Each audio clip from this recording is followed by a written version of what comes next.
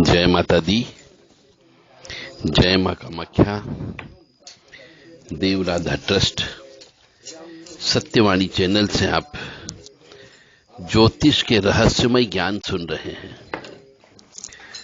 हम आपको केवल आगाह करते हैं। अब आपकी इच्छा कि आप चेतना में आते हो या नहीं आते हो, यह आपके ऊपर निर्भर करता है। मेरा इतना सा कर्म है कि मैं आपको जगा दूं। आज जो बताने जा रहा हूं वो है विशेष तौर से जिनको एक ही बच्चा है और उसकी शादी करना, उसकी वंश वृद्धि भी होना जरूरी होती है। यानी कि लड़कियां ही लड़कियां नहीं हो, लड़का भी हो, या लड़की हो तो उसका भी वंश चलना चाहिए। तो लड़का किसके नहीं होता है, आज वो मैं बताने जा रहा हूं एक लग्न का राहु के बारे में। जिस मनुष्य की पत्रिका में सिंह लग्न हो, यानी ल शब्द जहां लिखा रहता है, लग्न शब्द जहां लिखा रहता है वहां पे 5 नंबर हो, उसे सिंह लग्न की पत्रिका कहते हैं। और सिंह लग्न की पत्रिका में राहु यदि पंचम भाव यानी जहां 9 नंबर लिखा है वहां पर बैठा हुआ होता है तो उसे बोलते हैं सिंह लग्न में राहु पंचम भाव का। जिसका भी हो उसके साथ लड़की का विवाह नहीं करना चाहिए। अब आप कहेंगे साहब हम तो आधुनिक हो गए हैं, हमें कोई फर्क नहीं पड़ता लड़का हो या लड़की हो, कम से कम बच्चा हो जाना चाहिए। परंतु आप ये बोलते बोलते ये भूल गए कि जिनके यहां लड़कियां ही लड़कियां पैदा होती है, बच्चे ही पैदा नहीं होते हैं, उनको मरने के बाद में उनके पितरों को पानी कौन पिलाएगा। आपने इस सनातन धर्म की इस थीम को भूल गए, और यह भूलना आपके लिए भयंकर घातक साबित होगा। मरने के बाद आपको तड़पना पड़ेगा।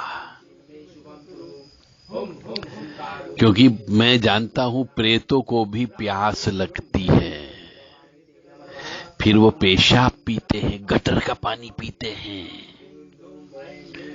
और जब ये ऐसा कर्म कर लेते हैं, मजबूरी में पीना पड़ता है उन्हें, तब फिर वो आपके परिवार के ऊपर क्रोध बनकर के टूट पड़ते हैं और फिर कहते हो किसी ने तंत्र विद्या कर दी।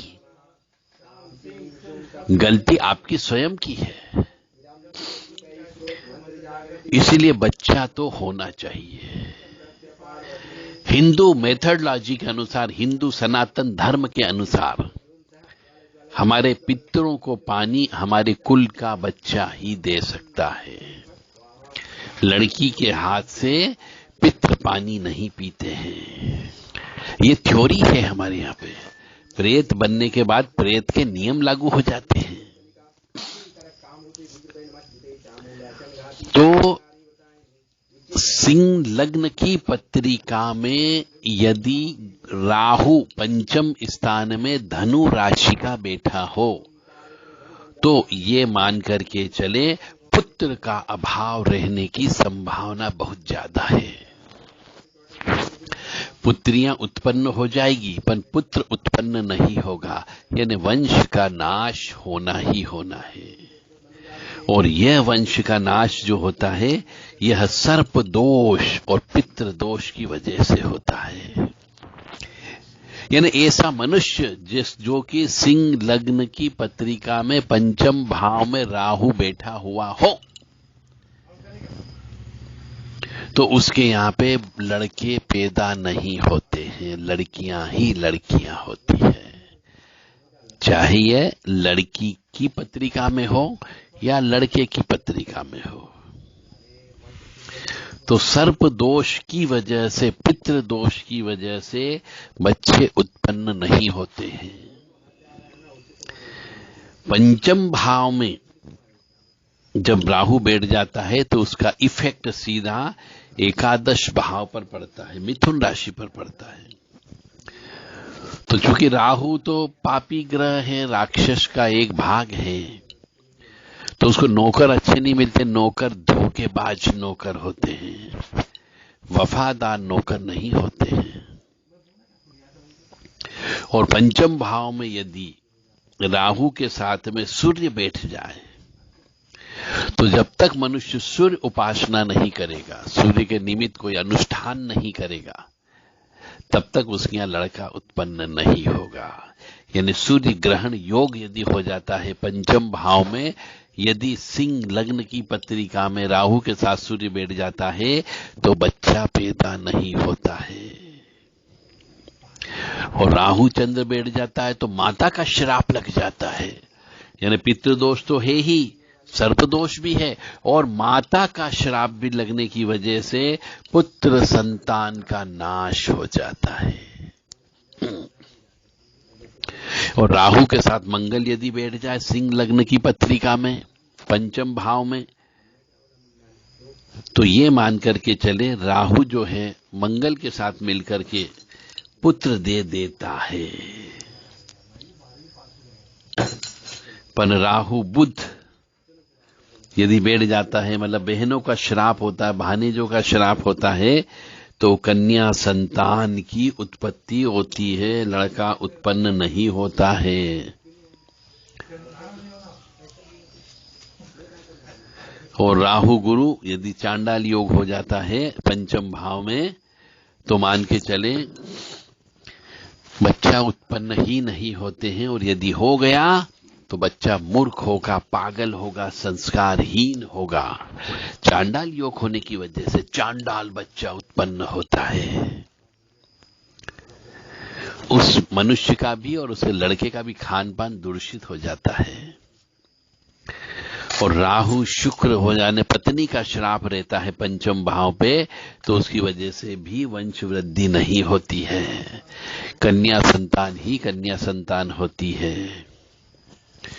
और राहु शनि यानी नौकर चाकर का श्राप यदि रहता है तो गर्भपात होता है, दुर्घटना में संतान की मृत्यु हो जाती है। इसीलिए पंचम भाव में यदि राहु हो सिंह लग्न की पत्रिका में, तो ऐसे लड़के या ऐसी लड़की से विवाह नहीं करना चाहिए। अब आपकी इच्छा, मेरा धर्म था आपको ज्ञान देना, इस ज्ञान को आपको लेना है या नहीं लेना, क्योंकि विवाह तो जिंदगी भर होता ही है। कोई न हर व्यक्ति विवाह करता है, चाहे लड़का हो या लड़की हो, परंतु विवाह करते समय इस बात का ध्यान रख ले तो कम से कम लड़का या वंश वृद्धि तो हो सकती है। अब आपकी इच्छा, यदि आप भूखे प्यासे रहना चाहते हो, बिना तर्पण बिना पिंड के रहना चाहते हो, क्योंकि जब लड़का ही उत्पन्न नहीं होगा तो कौन पानी पिलाएगा आपको, कौन तर्पण करेगा, कौन वंश वृद्धि की बेल को चलाएगा।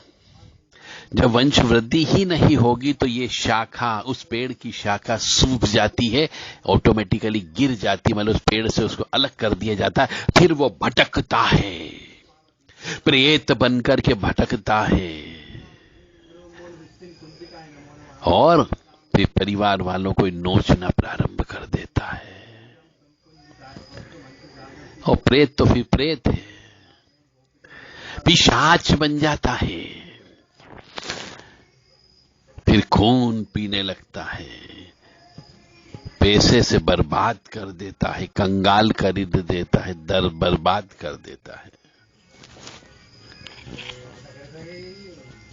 इसीलिए आपसे विनम्र निवेदन है, मानो या न मानो, ये पूर्णतः सत्य है कि सिंह लग्न की पत्रिका में यदि राहु पंचम भाव में 9 नंबर यानी कि धनु राशि पर बैठा हुआ हो तो ऐसे लड़के लड़की से विवाह नहीं करना चाहिए। सब कुछ मिलेगा परंतु बच्चा नहीं मिलेगा।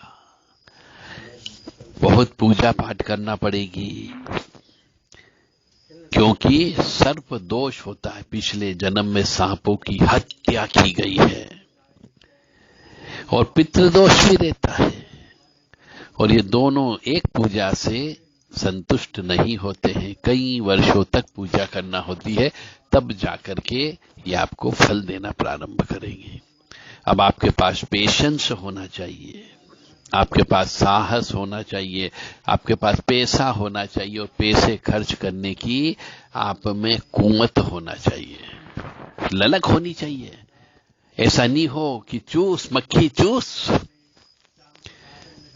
चमड़ी चली जाए पर दमड़ी नहीं जाएगी। कुछ लोग ऐसे भी होते हैं, हमने देखे हैं, इसलिए बात करता हूं मैं।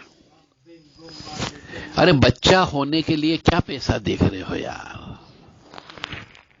करो पूजा पे पूजा करो, अनुष्ठान पे अनुष्ठान करो। ईश्वर ने चाहा तो माफीनामा मिल सकता है।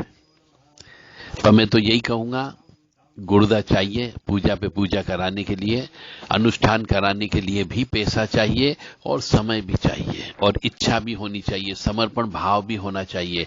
तब जाकर के आपकी जिंदगी में कुछ खुशियां आ सकती है। तो सर्प दोष बहुत खराब होता है, पितृदोष भी खराब होता है। जय माता दी, जय मां कामाख्या।